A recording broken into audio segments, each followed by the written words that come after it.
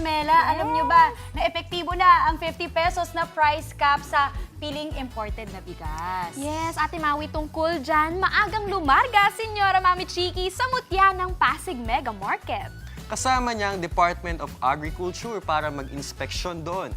Mami Chiki, kamusta ang presyohan dyan? Hi, Mami Chiki! Mami Chiki! Maraming salamat, Mami Chiki. Mami, hello! Hi, Miss Chiki!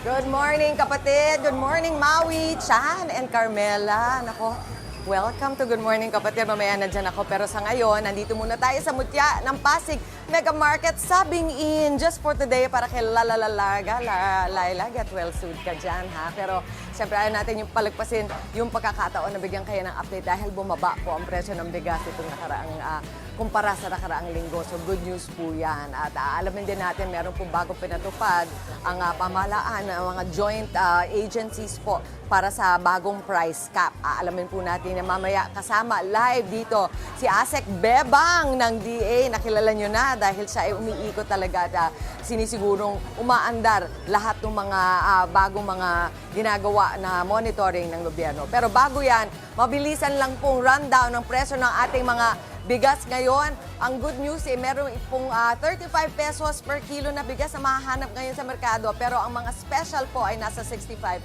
to 110 pesos. Ang premium nasa 50 to 65 pesos. Ang well-milled nasa 48 to 56 pesos. Ang regular milled naman, eto po, makakahanap po kayo na nasa 36 to 46 pesos. So maganda po yan. Eto po, nakikita natin mga presyuhan kahit dito po sa mutya ng Pasig Mega Market. Dito po sa Caruncho Avenue sa Pasig City. Puntahan po ito, kaya naman ginawang naming imbitahin nga ngayon si ASEC Attorney Genevieve Gabara, better known as Asek Bebang. Asek Bebang, good morning. Good morning po. Alam ko, sanay na kayo sa kaiikot ng ganitong oras dahil eto nga, talagang mahalaga na yung mga pinapatupad ninyo ay nakikita nyo na i-enforce din. Pag-usapan natin itong bagong price cap, yung 50 pesos per kilogram price cap na mukhang nagsali puwersa, ang daming ahensya. Yes po. Ang price cap po ay nirekomenda po natin sa Office of the President kung saan po ang DTI at iba pang DA at iba pang mga ahensya ng gobyerno ay nagrekomenda ng price ceiling para po sa basic commodities, basic necessities and prime commodities. Pero ngayon po, yung price cap po natin sa rice, imported premium lang po ang may price cap na 50 pesos. Yun po yung nirekomenda natin at naglabas na nga po ng executive order ang ating presidente regarding dito. Imported premiums, para lang sa kaalaman ng mga manonood, yung price cap na 50, paano ba yan kumpara sa usual presyuhan ng mga imported premium? Yung pong meron tayong price cap ngayon, yung imported premium na 5%. Yun po yung yan, yung may DT8, yung Jasmine. Meron po talaga tayong mga brands and varieties na talagang impose po yun.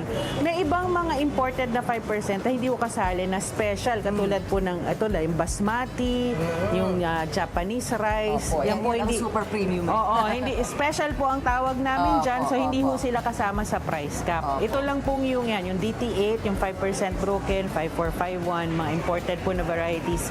Yan po yung merong price cap na nilagyan po natin ng 50 pesos. Dati ba lumalagpas yan ng 50? Opo, kasi umabot na talaga siya ng, meron po mga regions na umabot na siya ng 62, 65. So, yun po kasi yung medyo nagkaroon na po ng parang familiarity yung ating consumers. Ano po, kaya siguro na, kumbaga yung demand niya sa price, talagang minsan po medyo tumataas. Pero maganda-ganda yun. Baka magulat sila, makakabili na sila ngayon at 50. Yes Alam ko, po. meron din kayo titignan yung mga broken, parang Opo. yung pasok dito sa Opo. 50%. 5% broken po ang pasok pa. Pag makita nyo po, pag makita nyo yung grain, medyo talagang buo pa po sila.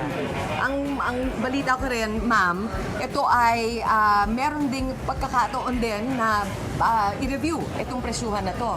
Siyempre, 30 days yung cap, pero after 2 weeks, titignan nyo na naman, magre-repaso Meron na po naman kayo. tayong automatic review after 2 weeks yan. Para tignan po natin anong epekto na nito sa merkado, kung ano po yung feedback, of course, from our retailers, from the whole value chain po ng ating rice, yung mga nag-i-import po.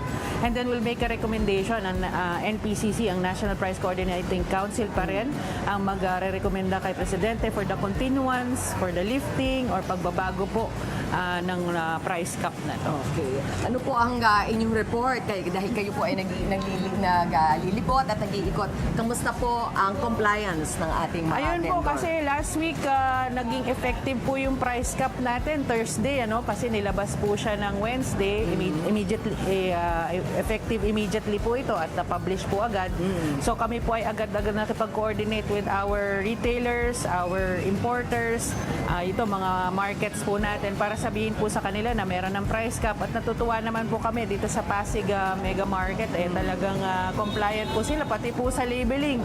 Mapansin niyo po yung puti ay ano na ngayon, local po yan, yung blue is yung imported. Para mas madali po yung makita nyo yung compliance. Pati po yung paglalagay nila, 5% broken, kung ano po yung variety. Para po mas madali para sa ating mga consumers na makita. Ito po yung sinasabi ni Ase Crebang, kailangan yan po yung pasok sa 50 per kilo, yung may mga broken. Huwag nyo na po pansinin yung iba talaga, yung super premium, hindi po talaga gagalaw Yung mga yan. Yun po, special po kasi yung mga varieties niyan. So yan po yung, hindi po sila kasama dun sa ating price cap. Ano po ang naging reaksyon ng mga vendor? Of course, medyo sabi nga nila, dahil nga medyo sinasabi nga nila na kumbaga mataas po yung bilhin nila. Kaya lang sabi nila, kesa naman po malagay, kasi po may penalties po tayo sa price cap kesa naman po magkaroon sila ng problema, complied na lang po sila. Pero after daw po nito, hindi na muna sila magbebenta nitong yung mga imported. Well, in the meantime, yung mga mamimili naman na hindi tumitingin sa imported dati, baka maingganyo sila dahil medyo mas affordable siya ngayon. Hindi po ba? Yes Ayan po. Since kayo ay umiikot din, ano po ba ang napapansin niyo sa mga minomonitor ninyo ng mga produkto? Ano po ang dapat namin malaman? Usually naman po ngayon, ang mga prices naman po medyo steady. May mga konting mga pagtaas-baba ng ibang mga gulay, pero definitely po parang hindi naman po ganun yung nakikita natin mga pagtaas. Of course, ito papasok na naman tayo sa tag-ulan. So, expected po natin meron pong mga slight na mapagtaas po with other basic commodities and prime commodities. Yung ulan at saka yung init. Yes po. So, in other words, ma'am, mas madadalas pa kayong pag-ikot at actually every morning. Pabuti na natauna natin kayo dito. Yes po. Anything else na gusto ninyong paalala po sa ating mga manonood? Ayun po, ito naman pong price cap natin is only a temporary measure para po, kumbaga, mapagaan po natin yung impact po ng mga pagtaas po ng mga bilihin natin.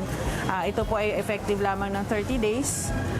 Hanggang June 12 ang ating tinitignan na effectivity nito. Pero definitely po, meron naman pong pagre-review at depende po sa magiging effect nga kung kailangan po na i-lift na po natin, ay gagawin naman po natin. Pero definitely dito po sa Pasig, Mutya ng Pasig Mega Market, talagang compliant po sila dito. Ayan naman. Ako, yan din naman ang naging karanasan ko kapag napapunta ako dito. Siyempre maganda na nakikita talaga kayo. Umiikot dito. Dahil sila nagka-comply. Maganda naman ang ngiti ni Asik. Ang ating Asik for Agribusiness, Marketing and Consumer Affairs. Asik Bebang, maraming salamat sa inyong pagpapuntak sa amin. Maraming salamat din po. Back to studio. Saan kayo next, ma'am? Maraming salamat, Mami Chiki. Thank you, Mami Chiki! Thank you, Mami Chiki! Mga kapatid, Maui David po. Para laging updated sa viral food spots at unique destinations, mag-follow at subscribe na sa social media pages ng News 5.